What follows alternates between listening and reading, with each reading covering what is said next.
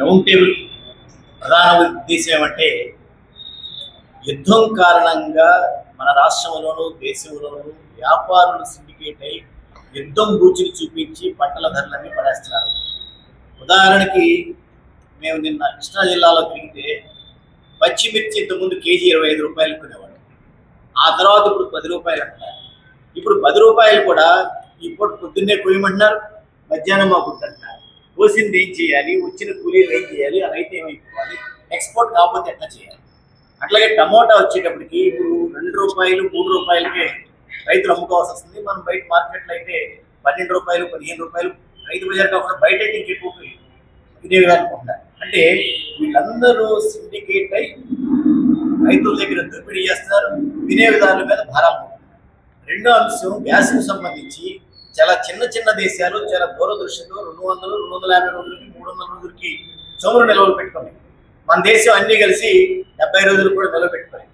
పైగా ఈ ప్రభుత్వాలు ఇచ్చే ఆదేశాల వల్ల బ్లాక్ మార్కెటింగ్ పెద్ద ఎత్తున పెరిగింది. అంటే ప్రభుత్వం మన రాష్ట్రంలో కూడా ఏం చెప్పారు, దేవాలయాలకి, హాస్టళ్ళకి, కొన్ని డిపార్ట్మెంట్లకి ఈ కమర్షియల్ బండ్లు ఇవ్వచ్చని చెప్పారు.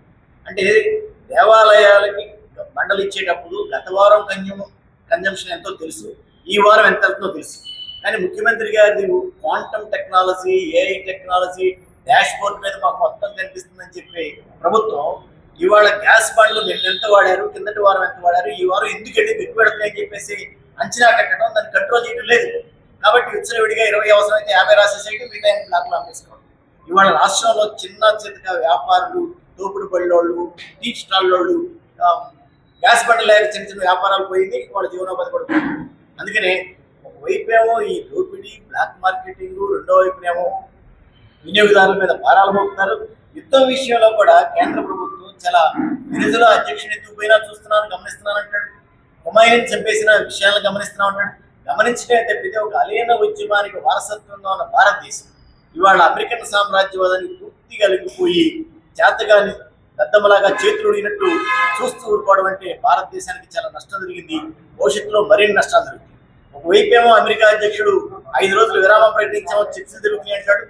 అట్లాగే ఏంటంటే ఇరాన్ వాళ్ళు ఏమో చర్చలు చేయమంటారు. ఏమైనా చర్చలు, యుద్ధం విరమించడాన్ని మేము రైతు సంఘాలుగా స్వాగతిస్తున్నాం. అదే సందర్భంలో తాత్కాలిక విరమణ కాకుండా శాశ్వత విరమణ ఉండాలి. యుద్ధం లేకోకుండా శాంతిని ప్రజలకు అందించే ప్రయత్నం చేయాలని చెప్పేసి కోరుతూ తద్వారా రైతాంగాన్ని కూడా ఆదుకోవాలని చెప్పేసి కోరుతున్నాం. అందుకోసం కొనుగోలు కేంద్రాలు పెట్టాలి. ఇవాళ బయట వ్యాపారాల మీద ఆధారపడితే విచ్చలవిడిగా దోపిడీ చేస్తారు. అందుకని ప్రభుత్వం కౌంటర్గా కొనుగోలు కేంద్రాలు పెట్టి మద్దతు ధరలు ఇస్తున్నామని ప్రారంభిస్తే వాళ్ళు కూడా దారికి వస్తారు. ఎవడైతే అక్రమ వ్యాపారాలు చేస్తున్నారో కొరడాలు ఇప్పించి ప్రభుత్వం వాళ్ళని కంట్రోల్ చేసిన అవసరం ఉంది. అందుకోసం ఈ రౌండ్ టేబుల్ వేస్తాం. హాజరైన మీ అందరికీ ధన్యవాదాలు.